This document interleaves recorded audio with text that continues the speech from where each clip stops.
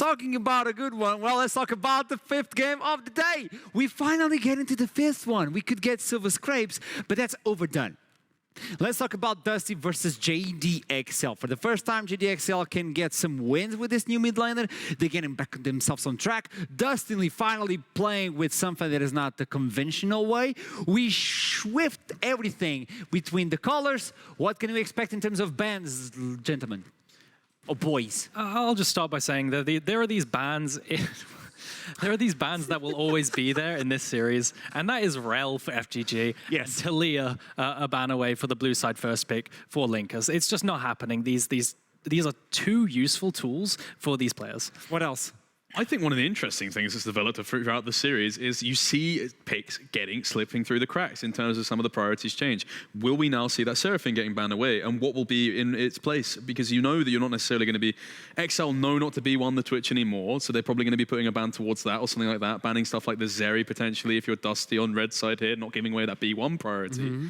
So yeah, I think there's certain picks that are going to be slipping through the cracks, and I'm interested to see for Game 5 when the pressure is on for both coaches to kind of, you know, have your Death Note from L from Death Note moment where you're just working out all the odds and all the kind of probabilities. We know Zen has so many different numbers working in his head, the Rain Man of NLC. Will he be able to find the formula for this game? Remember, this is a game where we might get to see, or we will see who's going for the finals of playoffs and who's going straight up into U Masters, to the best part of it. You don't even need to go to groups. You go onto the stage. This is really important for all teams, especially for JDXL if they want to have the time to build up that synergy with the team as well. They're not allowed to lose. Dusty, though, they didn't show us what we were expecting before the day started. So where is the pressure right now? Well, I think a lot of people would have written this series off as a 3-0. I know both of us were talking about it's a case of whether XL can take a game. Can they make it competitive? They've made it as competitive as it can be. We've gone to Game 5 now. This is prime time now. This is the pinnacle of what is going to unfold in this series. And whether or not, no matter what happens, I think XL can be proud that at least being able to keep up with the best competition despite a major drop-off in form recently. Final take for you before we know Twitch chat vote. I think Dusty are going to take it. Before pre-draft prediction, I think Dusty are going to take it regardless. Well, aren't you a coin with the same sides? Let's look into Twitch votes to understand where you guys are standing. You only got it wrong once. Show me. Oh. Wait. Greatness. Ah, so close. I'm agreeing with Twitch chat for once. For the first time. Yeah, actually. Okay. Good job, Twitch chat. Are you guys ready? Very. Very ready. Very for Zeri. Let's get it banned. Okay. On the first one, we tried to get the slap at the same time. We're going to slap it, and we're going to toss it to them. It's going to be on their side to do the champion select, okay? On a count of 3, we toss it to casters. 1, 2, 3. Take it away, boy! With pleasure. Welcome, one and all, to Game 5. One of JDXL or Dusty will be hitting the lower bracket, bruised, scraped, and going home with silver.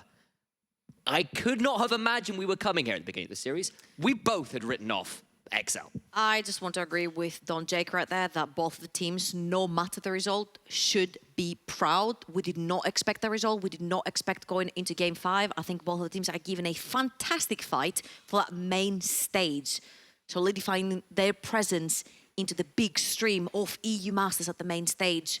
Playing is all good and dandy and fun, but not a lot of people might see you there if you don't make it to the main stage. The prize is on the horizon, but they've still got to get through pick and bans right now.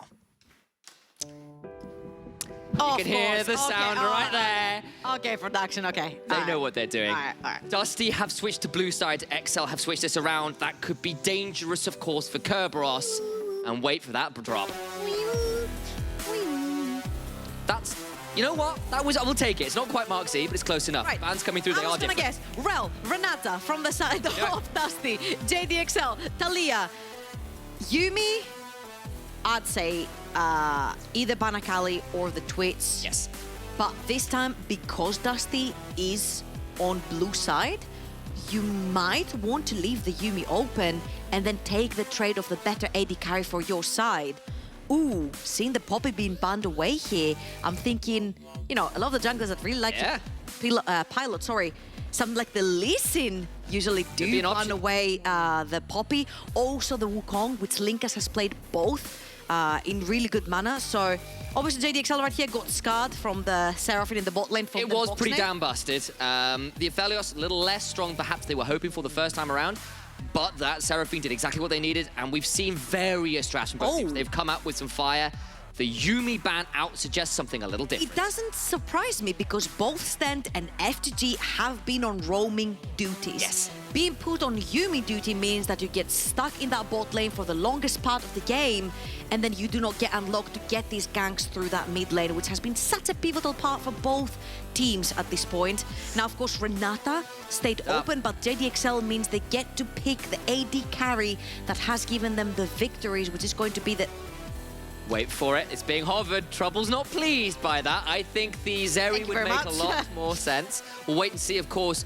Venza has been pretty goddamn phenomenal, to put it bluntly, on that champion. Pulled off some incredible flash, spark surge plays to make sure that they got some kills onto the likes of Voksne's Aphelios. It's in, the hover on Katarina, they know who they're bribing, they know who's on the casting desk.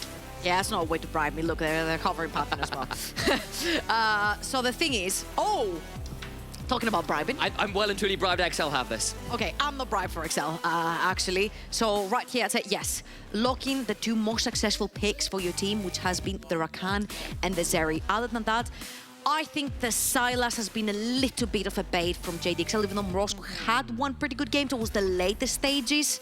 I feel like the Ahri looked much more active on the map, and something like the likes that can shut down Buckland early on in the lane, I think is going to be very pivotal. Are you ready? I wouldn't be... of course, I'm ready. We've been waiting, we have been watching, it's been banned away, but on blue side, Now. Dusty gets Oh! Ayana, Yasuo, and Rojku locks in the Akali. Okay. It's all to play for. You say Morozku, we have seen Prize play Akali Far too over and true. over and over again. Far too true. Now, of course, it is a skill matchup between Akali and the Yasuo in the mid lane.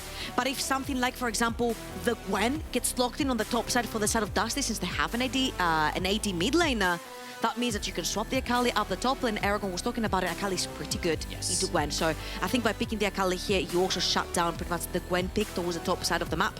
But my question right here is, what do you round up this composition with? Because Gangplank and Jax, I'm expecting to be banned away. Wouldn't surprise me. It's like we're playing versus Yeah, then, like, I'm Regal. suspecting probably like the Darius to follow the Nasus here as well. Like, what other picks have been problematic for both top laners to deal with? Okay. I was about to say that AD carry that JDXL have been permanently banned, and if they haven't banned it, they picked it and didn't go so well for them, has been the Twitch. That's very, And right very here- true, and it is banned as called out. I wouldn't be surprised seeing the Jax actually banned away here because it works pretty well into the Yasuo. You get the Frozen Heart earlier on, which does affect the attack speed on the Diana as well. So true. So you get 2 in 1, and I'm assuming there is going to be another AD champion somewhere on the side from Dusty. So Frozen Heart, huge value. The Xin Zhao actually.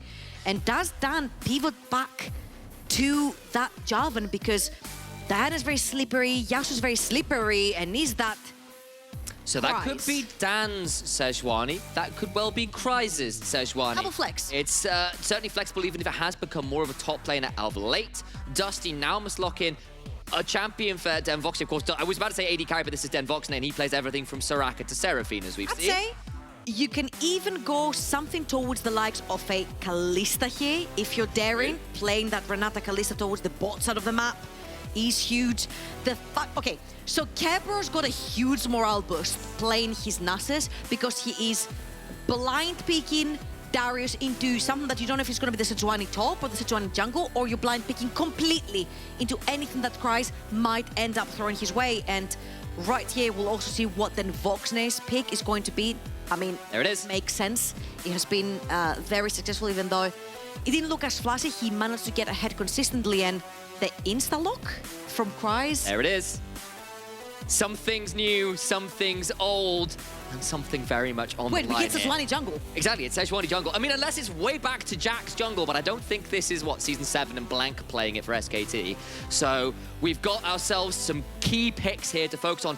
Where do you think this is going to be decided? I'm looking at Dusty, I'm thinking, well, mid-jungle, surely. But for XL, what do you want from I'm them? thinking the same thing. So the thing with Sejuani is the more melees you have around you, the faster the passive procs. Yeah. So having Akali, who's a melee champion, having Jax, who's a melee yeah. champion, really helps. For me, it's shut down Kerberos. When they did it once, it worked. They got Kreis far up ahead, because if you end up in these choke points where you have to fight the 5v5s, there's a Diana Yasuo combo paired up with a Moonlight Vigil coming from the Voksne Aphelios.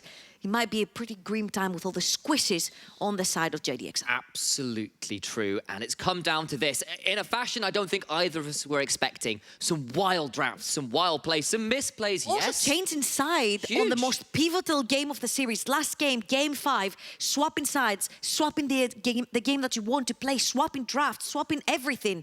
Is going to be so nerve-wracking for the players. And again, they're fighting for that main stage ticket at EU Masters. It's the peak of drama here on the NLC, and enough waiting, enough listening to Silver Scrapes. The next track is Game 5, and we're on to the Rift to see which of Dusty or JDXL lock their place in the Amazon European Masters main stage. XL, the team that dominated the regular season and then frankly collapsed. The curse from spring seemed oh so true, oh so potent, and oh so bitter a pill to swallow. Dusty on the other side, a team that has gone from strength to strength. We've built another roster in summer, a roster that looked like a championship contenders. Backland on the Yasuo, Linkus on the Diana, and everything to play for in our final game of this upper bracket finals. And every single team seems to be putting down a ward in the red buff, of course. Most of the junglers are starting red side, top quadrant, sorry, if they're on red side. So making sure you spot when they're coming by. You can spot their actual gank timers, or even if you want to pull a cheeky invade in as well. Something that we've been seeing a lot is the skill matchups in the mid lane, where there has been the Sylas into the Akali. Now we're seeing the Yasuo into the Akali. This time it's Morosco piloting the Akali for the first time this series. We've seen Backland play it twice. And honestly, I'd like to keep the camera a little bit in the mid lane, seeing how the trades go, because I think mid lane priority is going to be huge for both of these teams. JDXL want to play towards the top side of the map. They want to shut down Kerberos on Darius. I think that momentum shift that he got after having 3 pretty bad games and then getting onto his Nasus, his niche pick, and doing so well. Now on another niche pick, he blind picked it. He feels confident here. Yes.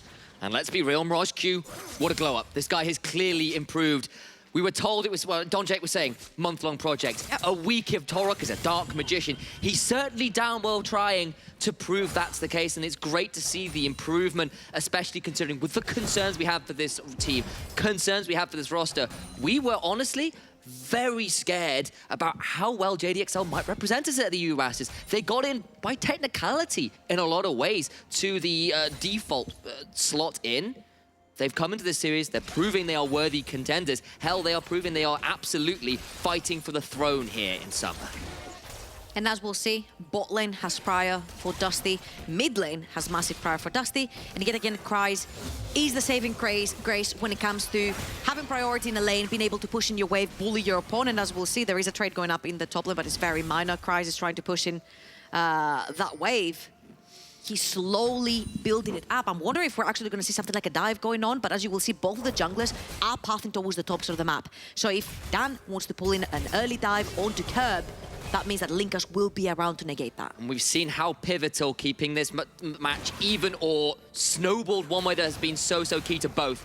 Having a look at this matchup head-to-head now, we've talked about both from various sides. Even in KDA, an advantage in the DPM to Kreis, but both players have been so critical in their team successes. FCG trying for a quick knock-up right here, but I'll agree with you.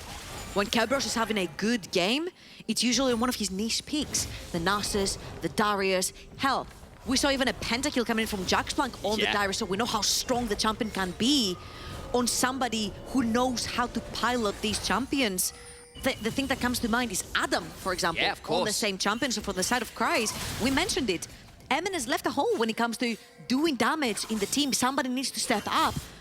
When Dan, after the durability patch, has to fall back to the Sejuanis, the Javans, he's not going to be the one picking the Nocturnes anymore and the Shivanas. He's not going to be the one doing the damage for his team. Someone needs to step up. Morosco right now has been a big development so far, and we have seen him evolve, but Kreis has majorly stepped up to try to put down the damage meters. Absolutely, it's so difficult to ask a rookie to fill in such massive shoes, and Kreis done a really good job of trying to do that instead. His Jax has been nothing short of a monster over the last few games, and Dan is up here to try and make this a difficult proposition for Kerberos, but even with the permafrost just being tossed over the wall there, not easy enough to go for the game. It would have been a bit risky into all those minions and the decimates and the like coming through. So survived for now.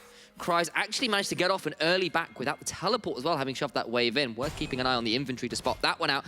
Whereas Kerberos, of course, without the teleport, gone for the ghost, hasn't had the easy chance to back yet. There's a level 5 Yasuo that has roamed all the way to the top side of the map. I will help my top laner shove it in. To actually help Kerberos shove in because Linkus was all the way to the other side of the map. Now, the very important thing is what JDXL is going to choose to do with that shove in the mid lane because Linkus is around to absorb that wave. And he's actually going to keep it to the side, so it's going to freeze temporarily in front of the tower, which means that Kerberos will have time. He can actually be the one sprinting in the mid lane to not lose any CS and experience over that wave that's been pushed down by Mrosku. And they've actually, I think, they might have actually pulled a swap here. Little bit. Now, they may well have thought about it, just trying to find an easier place to play this one out. They now are resetting those, so I think it is just an easier way to make sure those minion waves aren't lost. Quick shout out towards Linkas as well here. The double Ruby Crystal suggests this will be the Sunfire Nash's build on the Diana. Not a Protobelt, it's bot side. Damage goes down to the Venza, and Exhaust has to be traded in space of the Ignite. Voksne has flashed as well, though. The Ghost on Venza. Summon is down, and Venza, down to 100 HP, needs to be wary as Dan's looking to counter gang. Sejuani is moving bot lane, but Venza can barely step in because he has very low HP.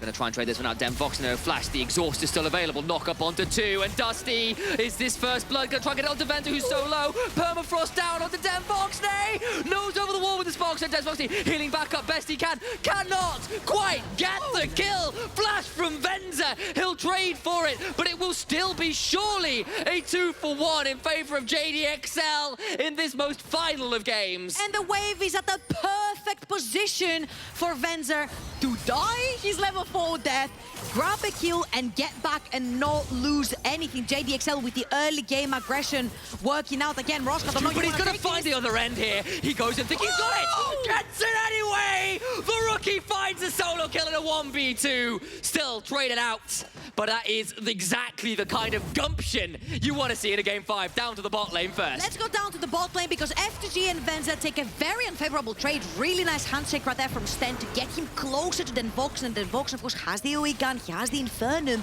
but also has the root, which means he keeps slowing FTG and they're slowly but surely chipping away these HP bars. Dan into that bottom with a flash instant Q to knock both of them up and CC them. And as you'll see, Venza cannot get too close because he is very low, and Sten's auto attacks on the Renata really hurt.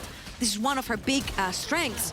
But the flash forward to get that kill dies to the minions afterwards. But it's a 2 versus 1. The wave is at a pretty good state, and please, I hope we have that replay in the middle again. Of course we do, because our observers are smurfing Mrosku right here, taking the 1v1 straight into backline. A guy who has been notorious for winning those.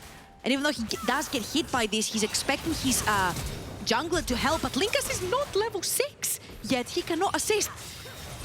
And blimey, take the nameplates off and tell me that this is not MNS, because the rookie is stepping in, he's showing up, and he's showing off so far. He's been put in a position where he's not given any resources. Needs to be afraid, has got a flash, but needs to use it. The execute! Guillotine comes down, and the Grandmaster at Arms is, well, missing his head. Well, we said that he was, yeah, he was in a momentum rush right now. Kerberos picking his Nash is doing really well. Now on the Darius, all he has to do is burn his Ghost. And that is what makes Darius really strong. I'm going to stop right here because they do want Buckler, but he does have his Wind Wall. So there is no way Sejuani ultimate is going to hit through that unless Buckler is extremely slow, which he hasn't been this entire series. Now again, back to Kerberos, something that makes Darius really strong is the fact that unless you force your opponent to take Ghost as well, you can run them down. This is why a lot of the times when you see, for example, Darius into Gwen, you'll see Gwen running the Ghost. You'll see any other top laner running the Ghost into the Darius to try and get away from these trades. Now, of course, Cry is very crucial. He does not burn his flash. So in the next exchange, when the Ghost is not a factor for Kerberos, he'll be able to possibly flash away from anything like this. All the while, though, while the Herald's being started, Dusty do what Dusty have done with the Aphelios, which is go in with the Crescendo. But Lucas coming down. Here come Roscu and FGG, though. You are absolutely right, but it's not like Linkus and Backland are that far away themselves. And this time, Linkus has a Moonfall to try and back up her fellow Lunari in the bot side. The That makes things a little tricky. Dan has secured that Herald. I They'll think start going towards mid you lane. might even pop it straight away in the mid lane. Dusty are very busy towards the bottom of the map. They're 4 members. But no, JDXL actually might want to fight this. It's going to be too late. And remember, there's still a combo here. I don't know whether no you flash want on Venza. this.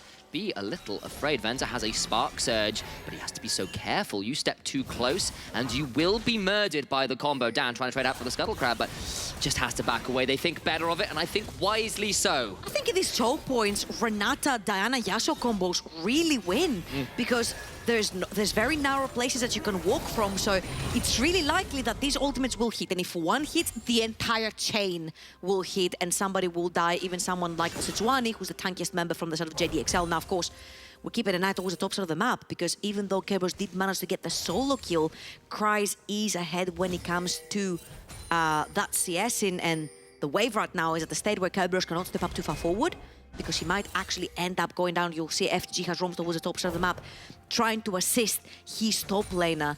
Right now, the wave, of course, is going to start slow pushing towards Kerberos, so Kerberos does not necessarily have to overextend. The wave will come his way one way or another. Exactly the play. Just keep an eye on those wards. You can see JDXL put an absolute line of them straight down the river. They've got an idea, and on the other side, Dusty have tried to do something pretty similar. FGG just spotted out there by that vision plant, I think. Did he? I'm not So sure. he did get question mark ping, but I'm not sure if he actually Oh no, got now they saw the spotted. ward getting put over, so they'll have there an we go. idea. So that's what's giving it away. We're left in a game 5, 3-3. Herald for Dragon. Uh-oh. Plates for plates, but Dusty looking to try and punish Kryze here. A matchup that's been so Kryze favored throughout the early parts of the series, but last game, it was Kerberos who got ahead on the Nasus eventually. He's already got the solo kill in this one. If you see here, Kerberos is getting so much assistance and attention from his team, playing that Nispeak, playing the Darius, not allowing him to fall behind. You saw how even Buckland on the Yasuo roam towards the top side of the map to try and help him shove in that wave. You see that Sten is roaming towards the top side when a huge wave is crashing underneath Kerberos' tower. They're not allowing him to get dived. Talking about dives, then Voksne oversteps, gets too close to that bot lane tower. He might actually get dived. The Sejuani is around. There's only 3 members of JDXL and 4 incoming from the side of Dusty. If they stay too long around, Venzer, very well, celebrated death. Crescendum's down so much damage. The exhaust after into the Moonlight Vigil, flashes out of the Glacial Prison, but they will be able to keep him alive right now with a battle dance. Linkus looking for the angle though, will hop forwards, has another Lunar Rush available, I think, but will not go for anything more. Voksne burns a lot to not secure the kill. Ooh, then just about Venzer gets away with his life, but I think right now, because of the bars, the HP bars of JDXL, Dusty are looking to pressure underneath the tower. Again, this is a 3 versus 3 right now, so Like FGG taken very low, there is still, of course, the option to go in with Linkus. The ultimate being down for both Venza and Dan makes this a little bit more of an easy trade to take, but they won't get anything more than the plate, and Den Voksne now a little more vulnerable.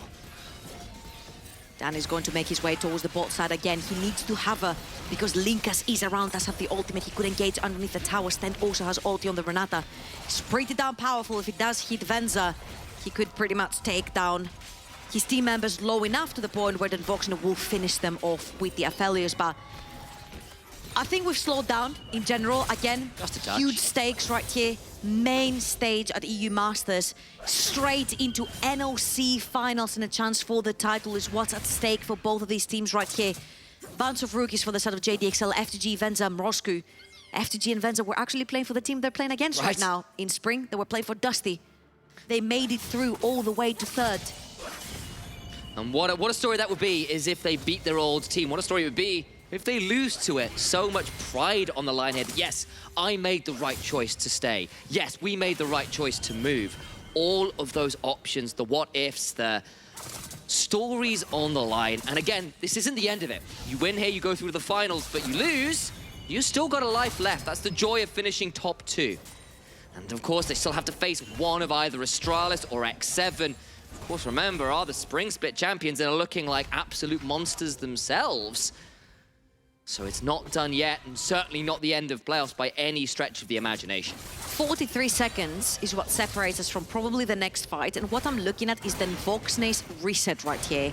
Because if you look over to the other side, Venza has already reset, he's got his shield bow, but then Voksne has yet to finish his Gale Force in this particular game. And I would say that Dusty definitely do not want to be taking this fight if their AD carry is down a mythic item, and what a mythic item it is.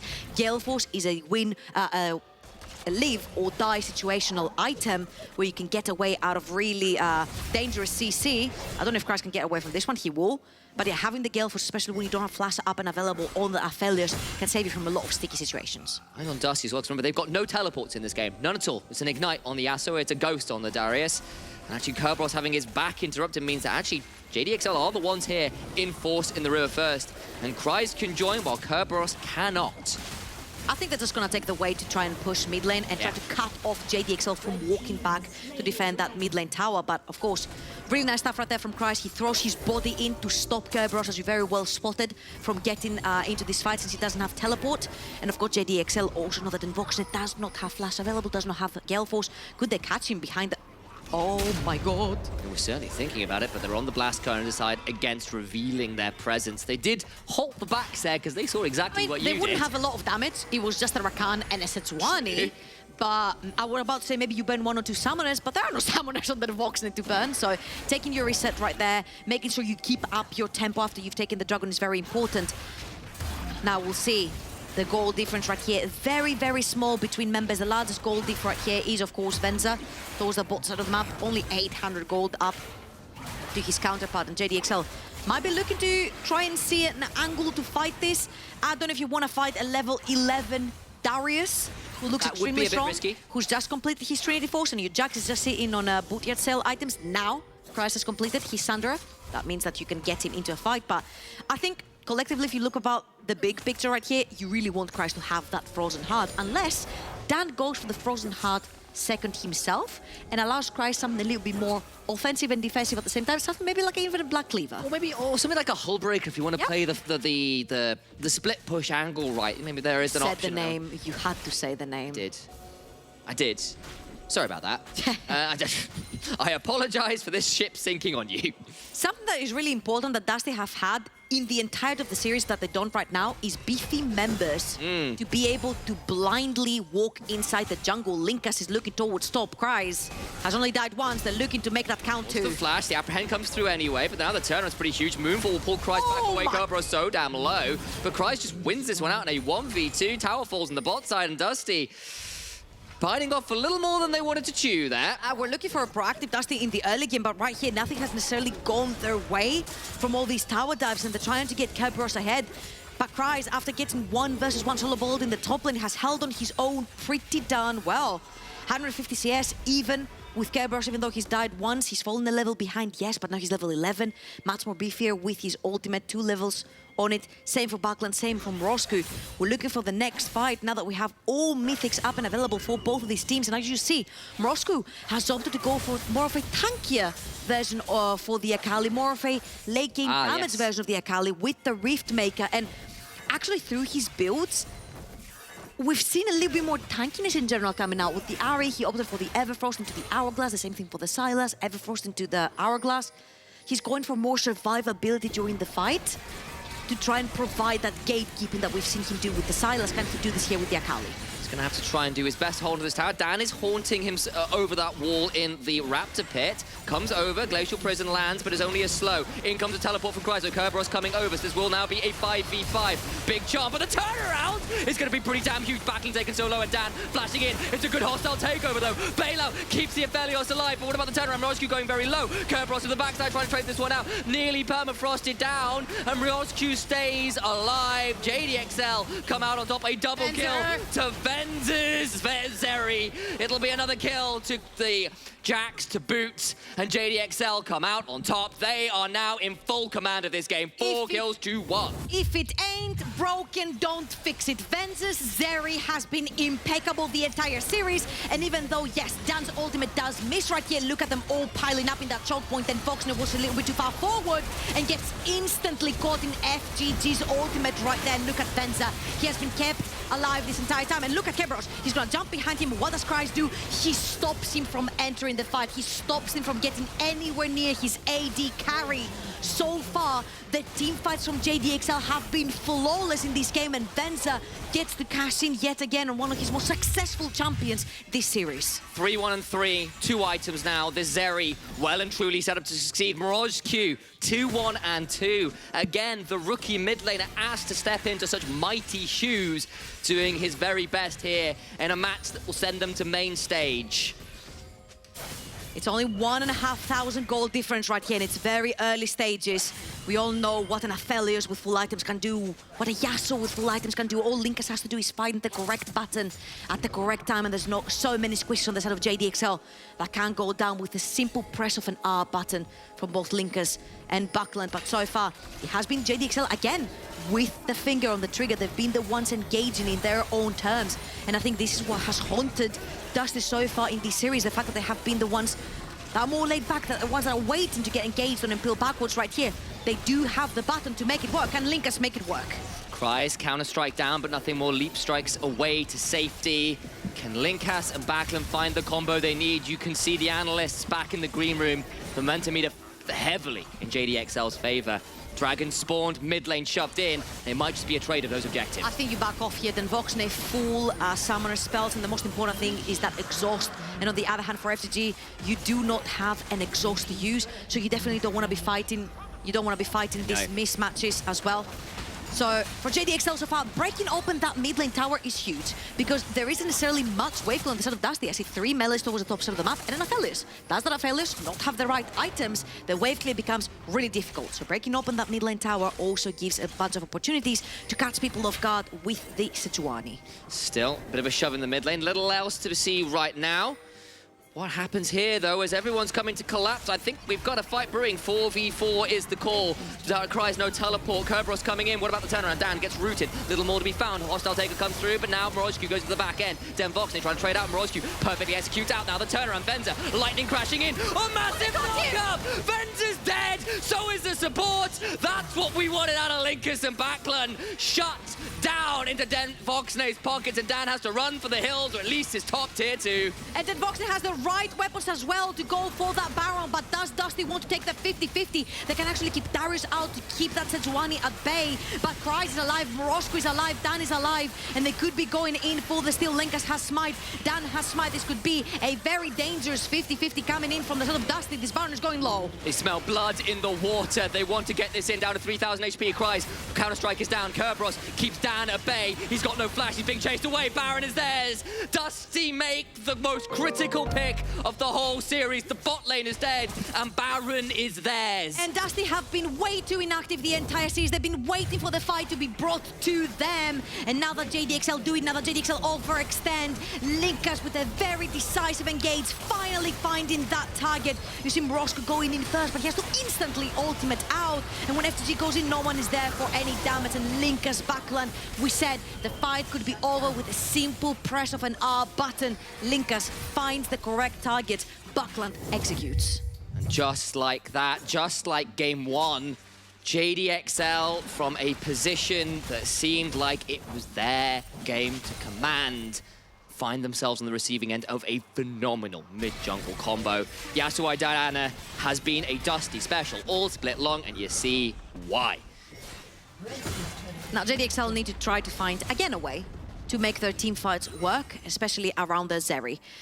Because one of the big factors why their past team fights were able to work was that Kryze was on the way anyone that wanted to get in Venza's face and get him out of the team fights.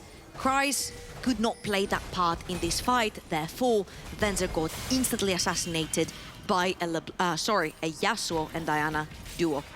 Now if we look towards the bot side of the map, both the carries have been equipped with 2.5 items, very close, both hyper carries, and for JDXL, it's very easy. It's a front to back. But for Dusty, Linkas has to find the target, and this is the situational thing happening for Dusty right now. If Linkas does not find Venza, does not find FTG, does not find Morozhku, the teamfight could go very south very quickly. But right now with the Baron, they can take control of the map. They can make JDXL face check them into a very dark jungle. In the picture-in-picture, Kryze looks to split push against the Baron, but he's got to be afraid, of course, because between the Crescendum and the Caliber, that's the name of that green gun, took me a second there. They're going to get at least that tier 2 in. Kryze will at least trade 1 back in this game. Now on a knife's edge. Still got some options to JDXL. You can see exactly how easy this is to play out for them. You've just highlighted how, but at least this gets gold into the right pockets. This brings this game back to a more even state. And there's the Frozen Heart on Our the Jax. game. Nice point out there from Trouble on my screen. They are very ready. On the other side, Kerberos got himself a Force of Nature. The Demonic Embrace second, not anything like the Nash's. Wants that burn right now, does Linkus. And very tanky as well. This Diana is simply there to create that engage, and then you allow Buckland and Voksne to sort of shine through the team fighting. On the other hand side, I think Dan and Kreis have sort of split responsibilities. Sure. One guy's like, I'll do the anti-heal, and the other guy's like, I'll do the slowing down, which actually is really strong for this for Kreis as well, for the Jax, because you can play now side lane versus the Yasuo versus the Jax as well. Jax? Sorry. Care versus Darius. There we go. I was thinking, wait, what? And second item, we're not surprised from Roscoe. It has always been the Hourglass this entire game. He wants to be more durable in these fights. Again, both carries, AD carries, sorry, are sitting on 2.5 items and looking for the third item for completion. But very crucially, Infinity Edge completed for Yasuo. And when he's sitting on these 2 to 3 items, this is where the Yasuo starts coming online. This is going to be a tense affair indeed. Dragon spawns in 30 seconds. JDXL are the ones with control of the river, but have lost control of midway for now. Kreis will go to try and solve it, but Dusty begin to make their entry, make their assault into the river. Linkus goes in with initial Lunar Rush, will not pull the ultimate. Kreis is on the flank, but if Dusty turn on him, that means that he's going to be a lone man in the back line. But Dusty right now need to be very careful of getting sandwiched right there between Kreis and the rest of JDXL. Morosku dived past the pit. He's looking for a flank. He knows that this bush he's about to enter has been warded, so he needs to be very careful with his movements. It's going to be third dragon for Dusty. Can he do what Backlund was trying oh so hard to do on the Akali? He's in the bush, but he's on vision. They know he's there. Handshake goes wide. Kreis on the other side. It's angle on angle. Kerberos steps forwards, gets a hook onto Dan. That's a Sejuani. But FTG to the backside. Not quite enough. What can they do? Hostile takeover! That's exactly what Dusty were looking for. Kerberos flashes for a decimate on 4. That is exactly what they were looking for. Another apprehend into a last breath that takes JDXL's breath and life bars away. 2 dead, and that'll be then straight back to Dragon, and the game keeps going in their favor. Does this engage? Is situational? Does Linkus find the magic button onto Venter and FTG? The answer right there is it doesn't even freaking matter because JDXL was spread apart. The fact that Kreis is not there to keep Venter alive has been a big problem for JDXL. He's life or death. For his AD carrying Kreis needs to be that the flank is not working. Roscoe has not been able to find the angles, and Dusty are coming up ahead in all of these team fights. 4,500 gold right now. Third item you would guess for the Voksne now that he's resetting. Close to third item for the Yasuo as well after the next reset. And right now it's getting really freaking difficult for JDXL to play the game. So point yet again for Dusty. And as we look at this again, Roscoe Kreis on the flanks, but look at that Kerberos walking in, and even though there was a fantastic engage from FGG, Coastal takeover stops Venzer from dealing damage when that big engage happened from JDXL. And even though it should be done soaking up all the damage, Kreis was left all alone in the back, and Dusty find the picks that they needed to take the Baron free. And Kerberos, a player we were doubting in this series, that Kreis had his number. This Darius game has been a thing of beauty. That flash for the 4-man queue forced everybody from JDXL to run away. And speaking of JDXL, they're about to find themselves sandwiched between 3 members of Dusty. Linkus tanky enough at this point to try and turn this around. But actually, look, Backland's here. Here come the rest of JDXL, though. Can they force the fight? Kerberos not around right now. Big stun. Counter-Strike is there. Then Voksne lead around. But hostile takeover into a 3-man move for last breath. It's just like that. Gravity. They come crashing down to earth. Linkus and Backland will surely carry Dusty to a victory here, to a main stage finish. They're going to try and end the game. Everyone's there but Roscoe, the rookie, in his final game here in this series, looks on in despair. They tried, they did themselves proud, but XL have nothing left in the tank. Dusty will be going to main stage. Dusty will prove that XL just aren't good enough. Dusty are about to put JDXL straight into that lower bracket. Roscoe, FTG, the 2 rookies, what have you got? They've tried, they did their absolute best, and they did it with a valiant style. I honestly had written XL off before this series. They looked lost in the end of the season. Dusty looked indomitable. Instead, we end up with a 5-game series that was absolutely magical. You know what? If you're Dusty, when in doubt, Diana Yasuo it out. It works like a charm. Backlands Yasuo is one to be feared. In 2 games in the regular split, he didn't even die on the champion, and Linka showed that this is what the team needed, that proactivity, him engaging for them, no passiveness into the early game. This is exactly how Dusty work. And I think for Kerberos, we've been putting our finger on him, we've been putting a magnifying glass on him. We're like, nah, is not working for you. Bringing out his niche picks though, gave him such a morale boost that even when he picked the Darius blind, it just worked. It was a series of draft curveballs, of twitches, and Darius and Nasus. And in the end, 5 games that went in Dusty's favors, but my God, did JDXL make them sweat. That is, alas, enough from myself and Trouble, and what a pleasure it was casting with you over this incredible series. Likewise. I have the fist bump, don't just leave me hanging. Thank you. Fist bump for the boys. There we go. And speaking of the boys, the desk will have to take it from here. See you in a few.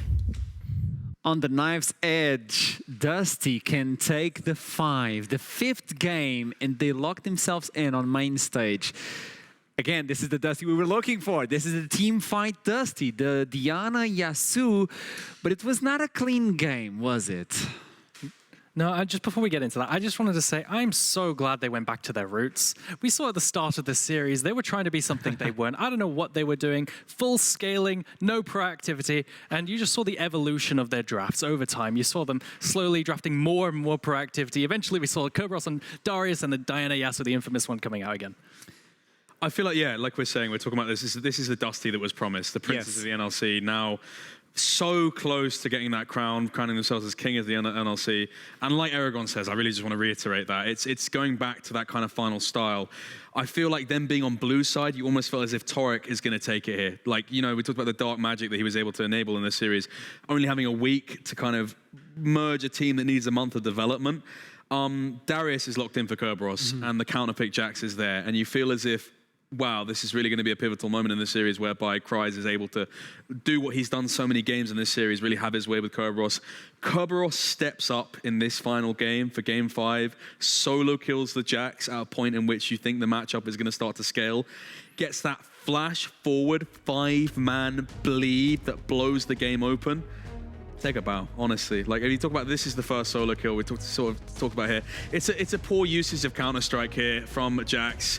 And Kerberos just gets the solo kill here. Yeah, so I was actually really concerned by this draft, right? Because I saw the Sejuani pick, and I knew it wasn't a Sejuani top lane. It was 100% a flex, and they were going to give counterpick to Kryze and throw it back with the Jax to a mental boom Kerberos. And I was really worried, because I played this matchup personally in competitive, and I know how it goes. Basically, how it goes is at level 9, Jax starts to outscale when he's maxed to full ability. But Kerb just solo killed him before that, and then he just took the game and ran with it. You are not allowed to use the E unless you're finding the Darius. And as soon as he used it without finding the Darius, well, there you go. But before we move on and continue talking about this one, we need to highlight for you guys back at home to vote for your favorite MVP of the series. Coming in from Dusty, it is Kerb, Linkus, or Stand. We were talking about the sport. We were talking about how much he brought into this series. Can you guys highlight me why Stan was such a pinnacle point for this team? So I feel like throughout this series, the due nature of just as a viewer is that you're going to be looking towards top because top was such a pivotal point. JDXL, the way that they changed their game plan for today was very much playing through top. Kerberos was very much being under pressure every single game of this series, so a lot of eyes are naturally going to deviate towards that top lane. The unsung hero of this series for Dusty, though, for me, and a person that I personally, I mean, going into this game was talking, I know that we were talking in the back room about him being the MVP of this series. Sten, really impressive performances, consistent engages, just really quite mechanical, which is not something we really collate as a word semantically for the support role. Just really in some of his dynamics that he was playing out in some of these lanes, just really fancy feet, really nice movements, good read on the map a lot continuously. For me, a very impressive play today. It's impressive that we got to see 5 games as well from Dusty and JDXL. Everybody was cutting JDXL short, but they made Dusty run for their money, and we now have the opportunity to talk with the AD carry from Dusty, then Voksne. Welcome to the interview. That is a big smile. Main stage of EU Masters. How's the feeling? Honestly, I'm so happy. it's just so nice being back. Like, we had a really good end to the regular season, and then, playoffs is a whole different thing. It's like not even comparable. You're so much more nervous. Like, there's so many more things to think about. People are preparing so much more. So you won't just get a free win or bring something out you haven't seen before, so on and so forth. So I'm really happy that we won this, but it was not in a good fashion, I think, and we have a lot to work on if we want to win the split, actually. That is my big question, because they made you guys walk through the mud, and everybody was expecting JDXL to drop the ball today, but they made you run for your money. And my question to you is, as soon as they brought you down on the first game, as soon as you lost the first game, how was the mentality of the team? Because you didn't lose a game for 11 games in a row. I don't think anyone even thought about it. It was just like a game in the series, like any other. We've all played a lot of best of fives. We've all played a lot of regular seasons. So no one really thought about it. At least from my perspective, we were just focusing on what we could have done differently, or not what we could have done differently, but what we should do differently in the coming games, like draft and all this. And yeah, I think that was just a really good sign for us, and I think that's kind of what brought us back in game 4 and 5. And you were talking about that the team needs to solve a few things, and that's why I want to ask you. X7 is going to take upon Astralis. So that's going to be the next best of 5. And I want to ask you, who do you think is going to win, and who would you rather win of that matchup?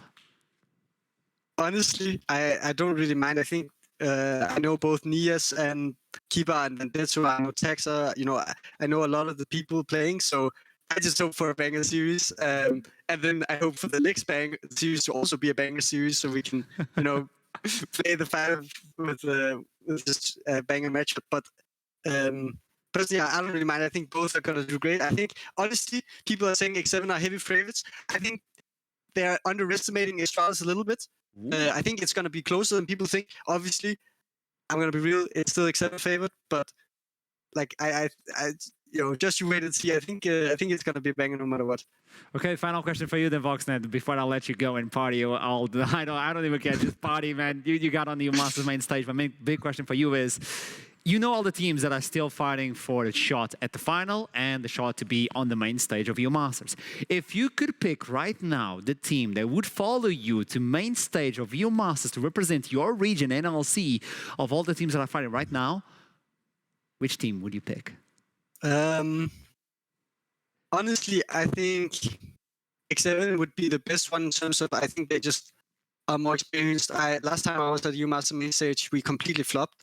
And I think that's partly because of the experience, like it's 6 games and we played 3 on one day, 3 on the next, or like the 2 days after or something. And that's not something you can be prepared for. Like, that's crazy how important each and every match is, how close it's going to be, how it's a struggle. They're going to prepare just as hard, if not harder, than people did for playoffs. And if you haven't tried it before, I think it's going to be really, really difficult to be successful. I think we can be successful, obviously, since I've been there before. We've been there before. But yeah, that's my, that's what I will say. And the last thing I will say, shout out to my team, because they have been working hard, grinding hard, and they really had my back. Like, it's actually crazy, the series. And they really performed well. Like, they performed when it mattered. They were supportive. We were like cheering each other on. We were making sure it was a good vibe. And that's just a huge plus. And yeah, shout out to everyone, Kebbers, Lundqvist, Backlund, Tim, our coach, our center coach, everyone. It's so nice. So shout out to them. And shout out to you as well. You're the only guy that can play Serafin and doesn't make me want to jump out of a building. So thank you so much for all your excitement right now. And go celebrate, man. Have a nice one. Congratulations. I'll see you soon. Thank you. See you. See you in Berlin.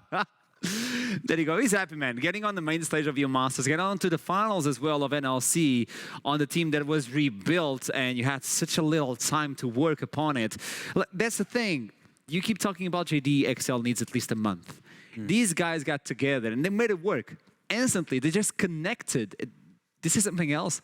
This came down to a game 5, and this came down to a game 5 that could have gone either way. And I feel like JDXL, I really want them to not get too disheartened by this series, because I feel like you've set yourselves up as a contender. You've come up against potentially what is the strongest team in NLC, just based on the standings. Obviously, X7 might have something to say about that later in the playoff bracket, and they're obviously going to be awaiting potentially X7 or Astralis, depending on who wins that series.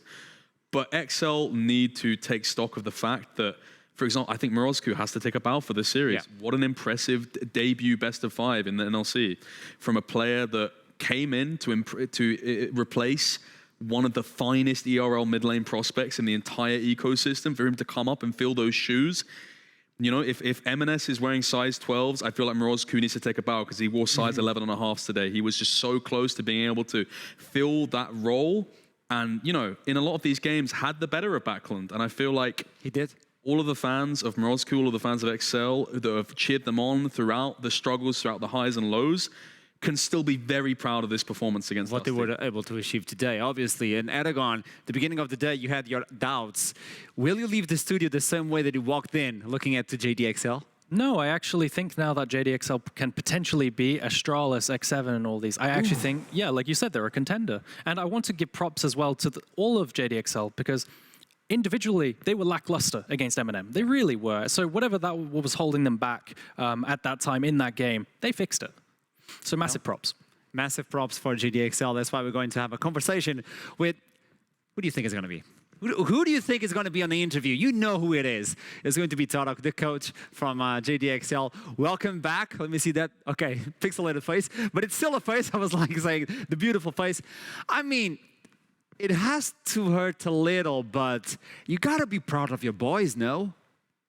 Yeah, absolutely. I mean, it hurts because we think we could have won today, but at the same time, we've taken leaps and strides from where we were at the end of the regular season, right? And that's something we can all be very proud of, because that comes down to how well we've practiced, how well we've come together as a team.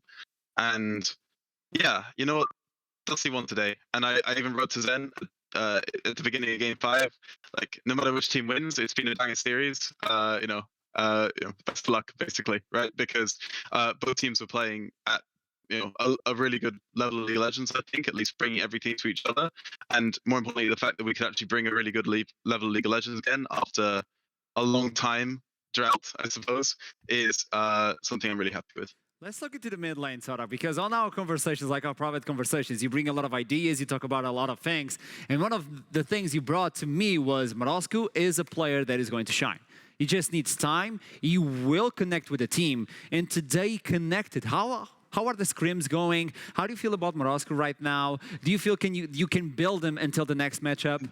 Just clapping? That's it?